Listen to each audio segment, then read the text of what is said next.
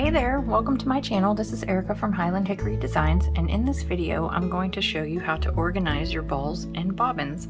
Now there are so many different ways that you can do this, and they do not have to be expensive. When I first started out, I bought a whole bunch of these baskets at the Dollar Tree. I think it was like 3 for $1, and I would have several baskets laid out on a table, and I'd roll all my yarn into balls and just have them spread out on a table. Very cheap, works very well. This basket I got at the dollar store. I believe it was only a couple dollars, and it's really large, and I like that it has holes if you're the kind of person who likes to run your yarn through the holes to keep it organized. That would be great. But then you also have bobbins. Now this is just simple clothespins, which are very inexpensive, and you would take a long length of yarn and just wrap it around the clothespin and hook it to your project.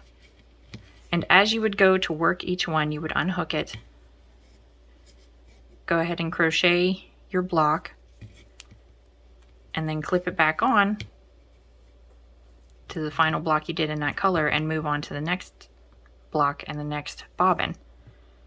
Some people really like this method. It's very easy to keep organized when you use this method, but one thing that drives me crazy is how heavy it can get, and it really pulls on your project. But sometimes that doesn't bother people. It's a preference thing. So some other options you have, what I've been doing recently is I get these large bowls. This was a handmade bowl that has a hole that you can put your yarn through.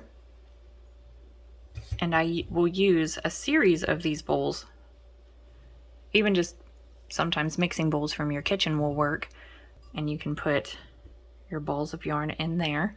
But right now I'm going to insert some pictures that I found on Pinterest from other people who have had awesome ideas.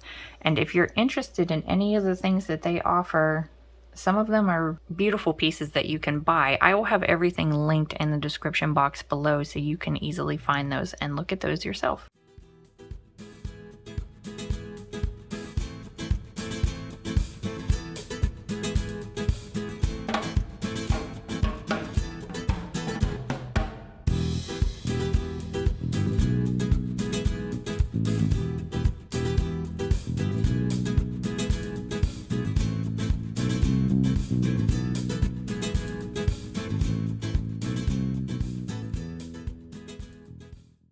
So that's it. I hope you found this video helpful.